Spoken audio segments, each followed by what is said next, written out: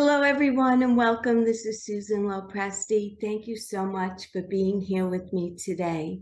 You are listening to the Susan Lopresti Wellness, Mind, Body, and Soul podcast. For those of you who don't know me, I am a holistic health coach and a Reiki and meditation practitioner, and I work with midlife women who are noticing changes in how they look and how they feel.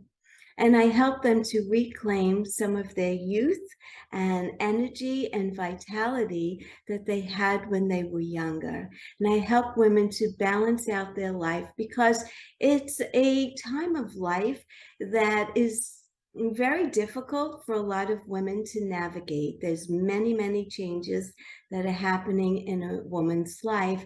And I help women to accept this time of life and to work through it and to achieve their goals, their wellness goals. And it actually turns out to be some of the best years of their life. And so working with me helps them to realize these goals where they've been struggling for so long. I always believe in being proactive with your health. So I want to talk about digestive challenges that one gets. So this topic here is for anyone who's truly listening to this presentation. So unfortunately, I'm not home and I don't have the equipment that I normally do in my house, but I do want to share this presentation with you. So you're going to, unfortunately, I don't know how to do it any differently, where you don't see my notes, but hopefully we could get through it and you just pay attention to the slides and listen to what I have to say. So let's move on. We're talking about overcoming digestive challenges. And let me just speak for myself for a moment. I, in my mid-40s, had terrible gut issues. They were really quite embarrassing because I was always bloated and I was always very gassy. And no matter what I did or what I took, I always had digestive problems. I was always constipated. I was gassy, like I said, bloating, a lot of acid reflux, so much going on.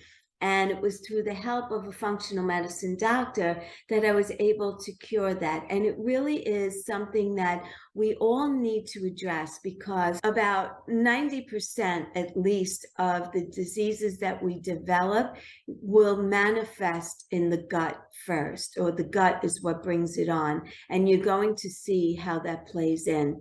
So the first thing that I want to talk about is what is acid reflux and gastroesophageal reflux disease, which is called GERD for short. So it's gastroesophageal reflux disease and acid reflux. So acid reflux, also referred to as the term heartburn, is the result of acidic digestive juices from the stomach that back up into the esophagus. Gastroesophageal reflux disease is a more advanced chronic form of acid reflux. Did you know that between 4 to 10% of adults experience symptoms of acid reflux or GERD on a daily basis? And in Western countries, up to 30% of adults experience symptoms weekly. And that's according to Dr. Axe. And if you don't know Dr. Axe, look for him on Instagram and Facebook and follow him. He's got some really great information out there as well. So let's take a look at what causes acid reflux and GERD. According to Dr. Mark Hyman, director of the Ultra Wellness Center, there's a whole series of causes, everything from what you're eating to your lifestyle to stress, smoking, caffeine, alcohol, and also bacteria in your gut, as well as food sensitivities. All of these things can trigger acid reflux. And like I said, that's according to Dr. Mark Hyman. So Here are some leading factors that Dr. Hyman lists on the Ultra Wellness Center website. Eating right before bedtime, eating too much, being overweight can push your stomach up, causing acid reflux. Chronic stress affects the nerves in your stomach, making it impossible to process your food properly. And this will cause the food to go up instead of going down where it's supposed to. Loss of magnesium, which is caused by stress. Magnesium is needed to relax the sphincter at the bottom of your stomach that actually lets the food go down. Also, food sensitivities may not be diagnosed, including a sensitivity to gluten and dairy as well. Bad bacteria or yeast growing in your stomach will also cause acid reflux. If you've had a lot of antibiotics throughout your life, or if you've been on hormones for any reason, if you eat a lot of sugar or processed foods, all of these things could grow bed bugs in your gut, and they ferment and cause reflux. So you really need to pay attention to your diet. And then you want to ask, do I have symptoms? You may not be sure if what your symptoms are related to acid reflux or GERD. So there are many symptoms of acid reflux and GERD. So it's best to check in with your naturopathic doctor to find out what you're experiencing and if that is, in fact, acid reflux or GERD. The Mayo Clinic lists the following as common symptoms that are associated with acid reflux and GERD. A burning sensation in your chest, so heartburn basically, usually after eating, which might be worse at night.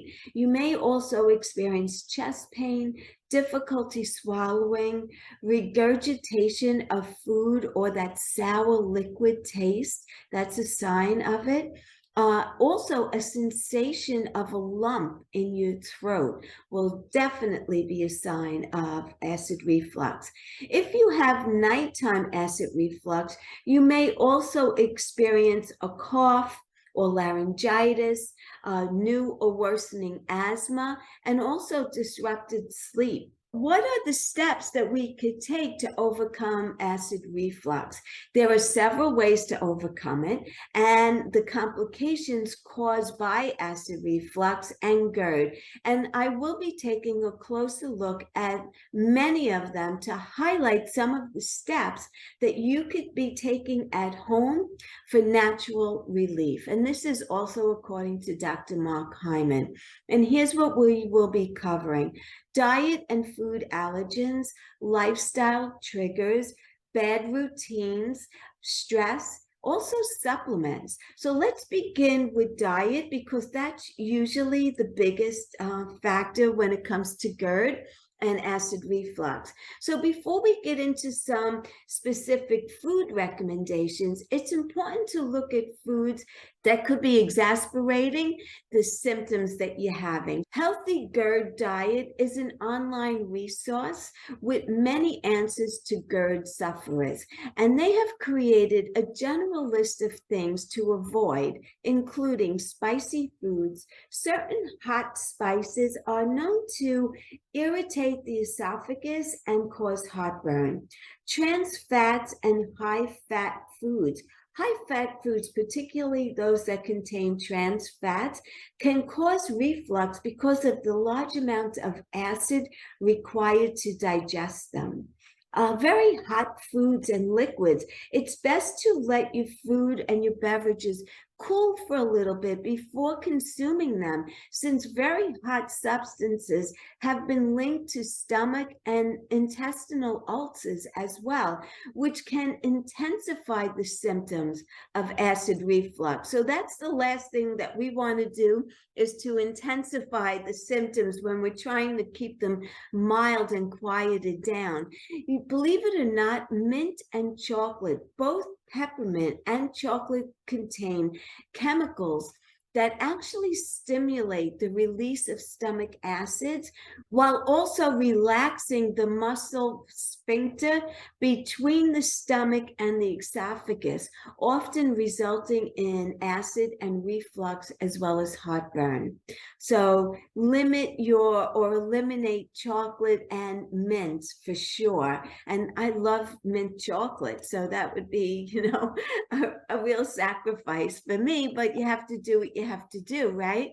And, once you start to heal and you're healed for a while, you could have once in a while, this is a little bit off topic, but I do want to tell you that once you've healed your gut, to have something in moderation would be fine. So don't stress out about that. I want you to keep that in mind.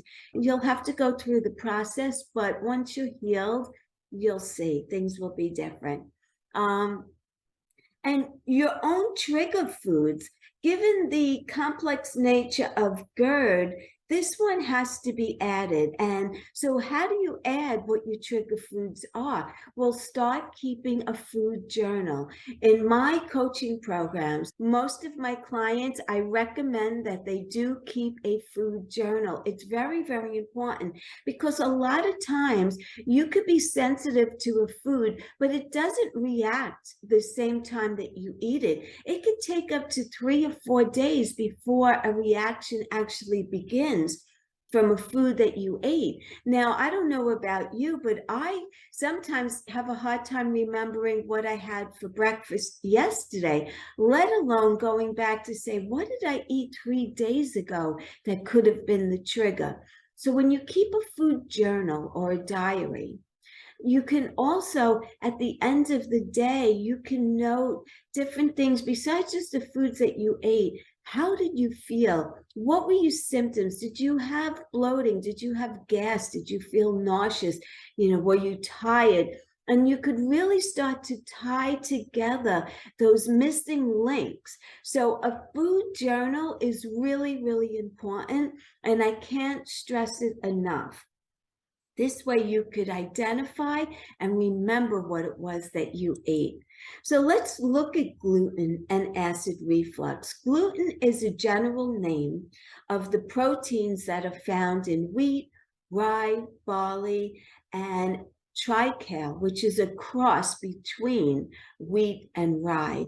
Gluten helps foods to maintain their shape, and they actually act as the glue that keeps the food together. And the cause of acid reflux and GERD has often been associated with a gluten allergy, intolerance, or even just a sensitivity to it. If undiagnosed, it can lead to inflammation and also leaky gut syndrome and reflux and GERD likely. So you could have one or a combination of all three if you really don't address this issue. And I did get to the point of having all three before we got to the root cause of it, because I wasn't seeing the correct doctors at the time. Once I got to see a functional medicine doctor, we got to the root cause of it immediately. And one of the things that we did immediately was eliminate gluten. You could at least do this for a trial period. Put that in mind. Try it out. You may be advised by your naturopath to rule out gluten as a cause of acid reflux or GERD. So if you take it out of your diet, it takes a while for gluten to really get out of your system. So you're going to have to eliminate it for a good, I would say, more than 2 months to really start to see a difference, because you also need to give yourself a chance to heal. So before you see a difference in how you feel, you need to give yourself that chance to heal. And the only way you'll heal is by eliminating gluten. Now, even if you don't have a gluten allergy, many people are still sensitive to it, where it's causing gas or bloating or constipation or diarrhea. So you'll start to see that correlation when you remove it for your diet. If these symptoms are becoming less severe, then you know you may be onto something, right? So thankfully, there are diets out there that really cater to a gluten-free lifestyle. So finding foods and lists and recipes is really easy to get started. And also, of course, that's definitely the role of a health coach when she's working with one of her clients, or they're working with the client, is to start addressing the foods that are on our plate. And we really go in deep with all of that because it makes a huge difference. So gluten-free diets. Here we're highlighting two popular options for someone going gluten-free or just someone wanting to start eating better for an overall healthier lifestyle. So the paleo diet, founded by Dr. Lauren Cordain, is based on the premise that modern-day diets should mimic the diets eaten by early humans, comprised of mainly meat, fish, vegetables, and fruit, leaving out any grains or processed foods. That's the premise of the paleo diet. The Whole30 diet is a 30-day guided diet program that focuses on eating only meats, vegetables, fruits, and healthy fats via recipes with very few ingredients. Both options are really a great way to get started, as they handle all of the heavy lifting and take some of the stress out of making big dietary changes. So I like to introduce diets like that as well. Also, the Mediterranean diet, I feel, is another good one, except we would eliminate all nuts and seeds. So starting the day right, what does this look like? Whatever you're craving for breakfast, there are plenty of great recipes that are out there to get you started that are both delicious and safe options for those who suffer from acid reflux and GERD. And here are some wonderful breakfast recipes that I have looked up, and I'm going to put the links to these recipes in the show notes. I don't have the recipes written out, I just have the links for them, so I will share them with you. And then we want to talk about reflux-free eating. For a lot of us, lunch happens on the go or is eating without much thought, because a lot of us who are working, we're working and eating lunch at the same time. Bad practice, I'm going to say right up front, when you're eating, your eating should be your priority, unless you're eating with someone where you could be also conversing. But you really need to pay attention to your food. You need to honor the food that you're eating. You need to savor it. You need to really enjoy the textures, the flavor, and be thankful for it. That helps you to slow it down and not rush through your meal. So for a lot of us, like I said, lunch happens on the go and without much thought. With our busy lives, planning and preparing lunches is going to be a challenge on acid reflux and GERD diet, but it is worth it.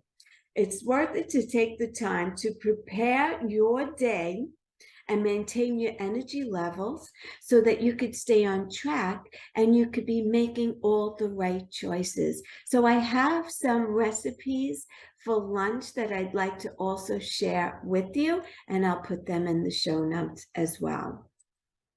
And then a healthier version of comfort. It takes a bit of planning and preparation. I'm not going to lie. It's work and it does need planning, but it's something that you have to look at it from the standpoint of, I am doing this for myself. It's for my own benefit. I want to honor this time.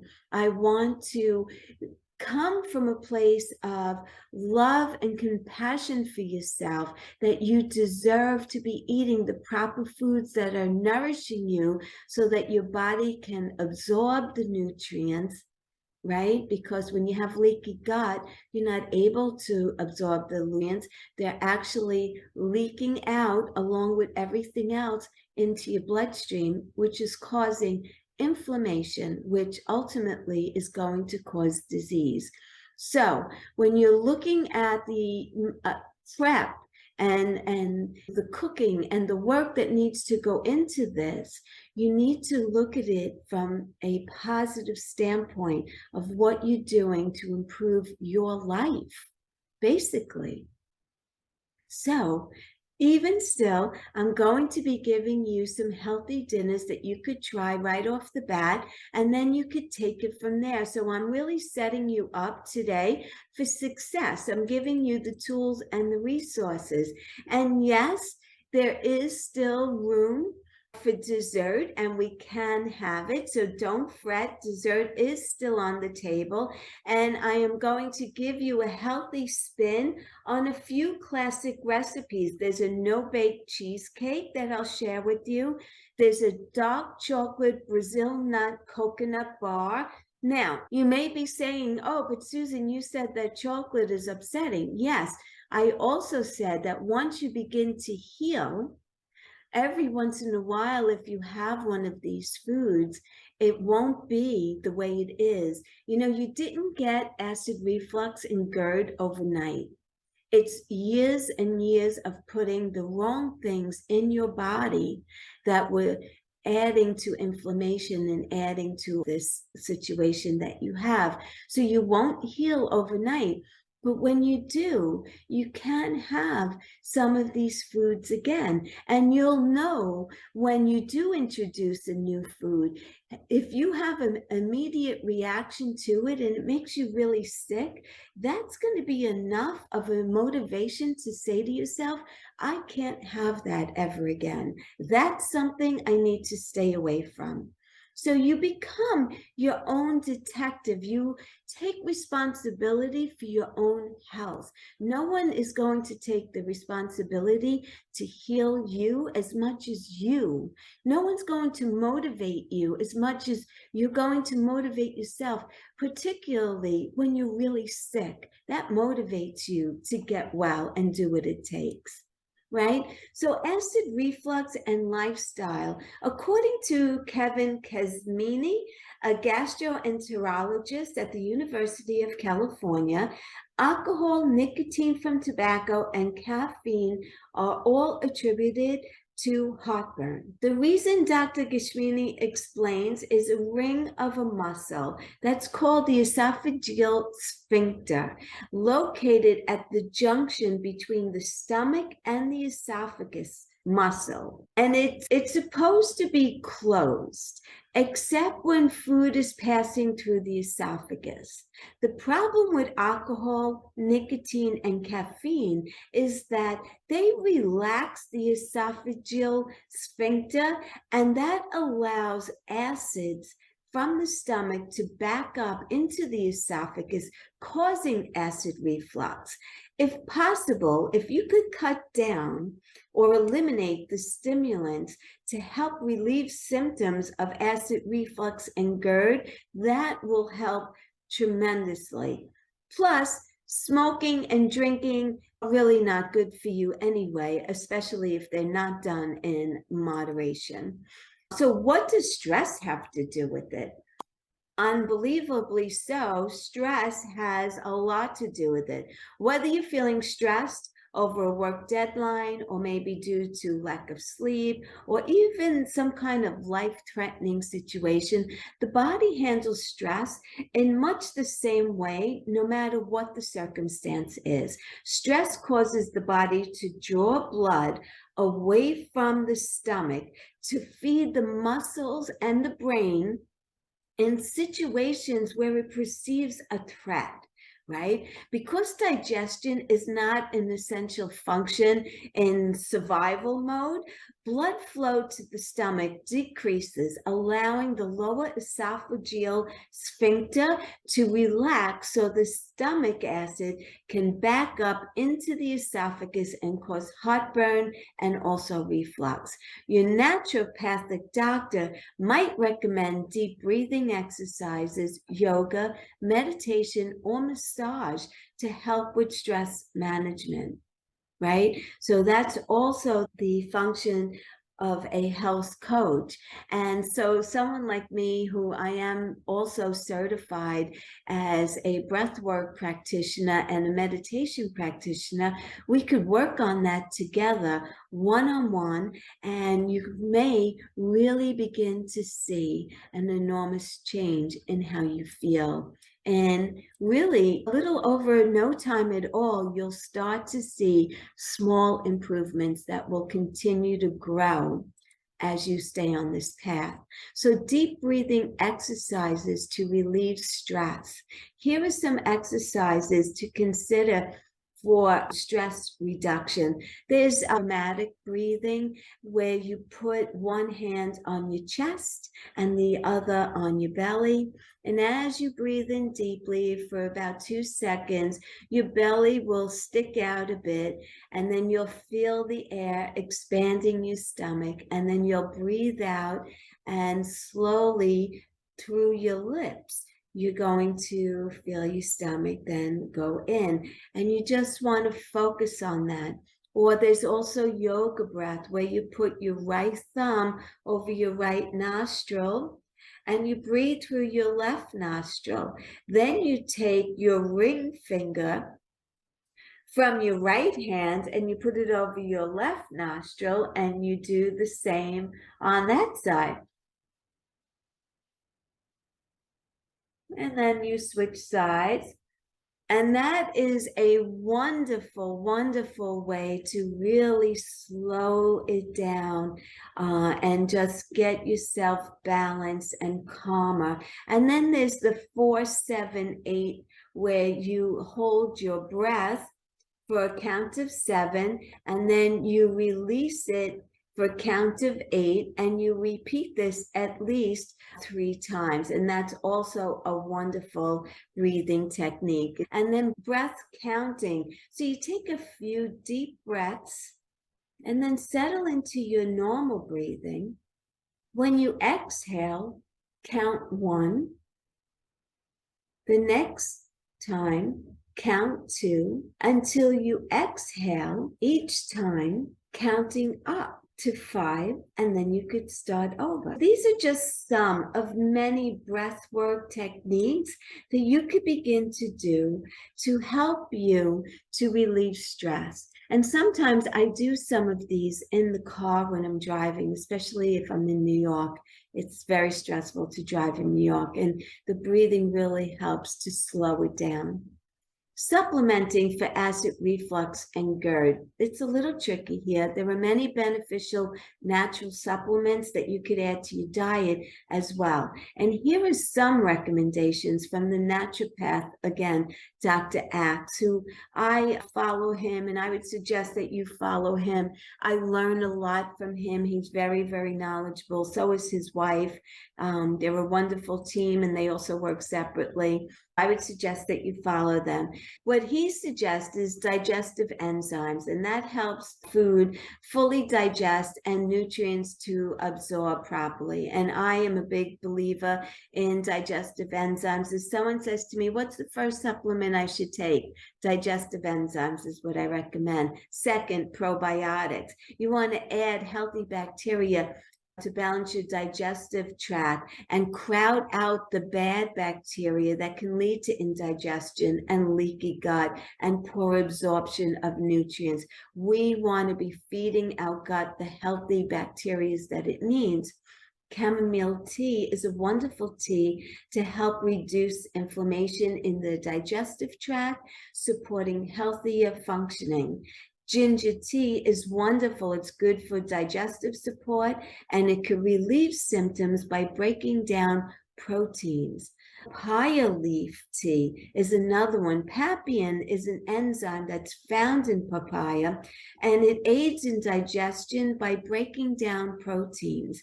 Magnesium is a complex supplement. It's effective at treating heartburn symptoms, and we all need magnesium.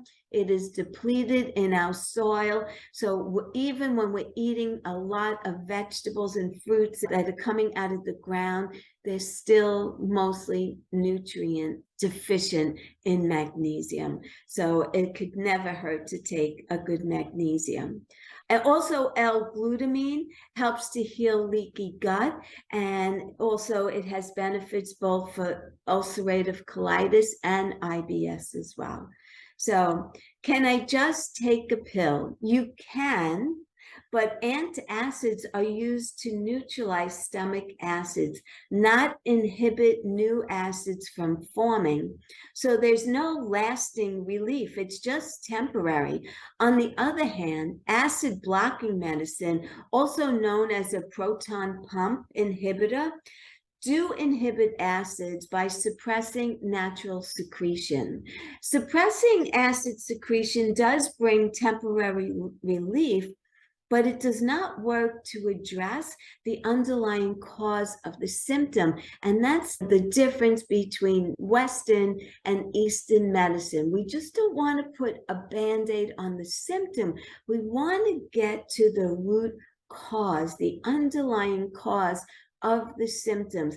In other words, there is no end to taking antacids or a PPI. There's no end to that, despite their recommended use, which can result in many complications as suppressing the body's natural production of acids, and also it impairs the ability to absorb nutrients as well. And these are essential to maintaining a very healthy body. So a PPI and antacids once in a while is fine, but you need to get to the root cause. Instead, also, try using some home remedies for those who need immediate relief, right? Relief naturally. What could that look like? Instead of taking an antacid or an acid-blocking medicine, talk to your naturopathic doctor and try these fast-acting natural home remedies that were recommended by Global Healing Center. Raw organic apple cider vinegar. Take 1 tablespoon of raw organic apple cider vinegar mixed with about 4 ounces of purified water before each meal.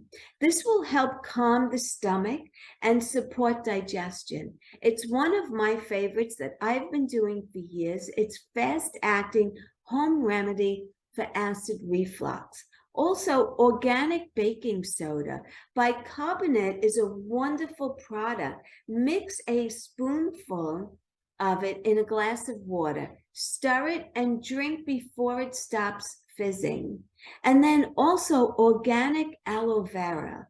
Aloe vera is commonly used to calm an upset stomach. Also helps with diarrhea and redness associated with bowel disease, such as ulcerative colitis. Inner aloe vera leaf gel supports digestion, and it's another great alternative to soothing acid reflux. Now, the only thing I will say about aloe vera is when you begin using aloe vera, it can have a laxative effect on you. So you want to go slowly with that and slowly introduce it a little bit more at a time as you become accustomed with it. But it does help tremendously. And then I also want to talk about soothing bone broth, because another thing to consider incorporating into your weekly routine is bone broth, which supplies amino acids, minerals, electrolytes, antioxidants, and collagen to boost the gastrointestinal tract. And that's according, again, to Dr. Axe. And he has a wonderful collagen supplement that you may want to look at. I am not affiliated with him at all. I just love his work and I follow him intently. So that's why I'm using him as my example. So learn more about curative benefits of bone broth and including a recipe from Dr. Axe. And I'm going to put the link in the show notes to that as well. And so we covered a lot here today, and you may be feeling a little bit overwhelmed, but believe me, you got this. Believe me, everything that we've covered here today is a great starting point to make the necessary changes to help you to overcome the pain and the discomfort associated with acid reflux and GERD. So I really hope that you enjoyed this. And I will also include some resources that I have marked here as well. And for anyone who has found this to be interesting and you'd like some additional help, please don't hesitate to let me know. I do want to let you know that I am doing, starting April 1st, and I'm opening up 2 private health coaching programs. I am doing a 12-week program. It's called the 12-week Goddess Program, and I'm also doing a 4-week Goddess Program. So depending on what your needs are and what's going on with you, we could decide which program would be right for you. But basically, both programs look a little bit like this. It would be a 30-minute health assessment where we would talk about your goals and your desires. And then after that 30-minute assessment, if you decide that you would like to work with me, then we would decide on which program is right for you. But what it would be is we would meet 2 times a week for about an hour. It could be a little longer, could be a little bit shorter. It depends on the topic.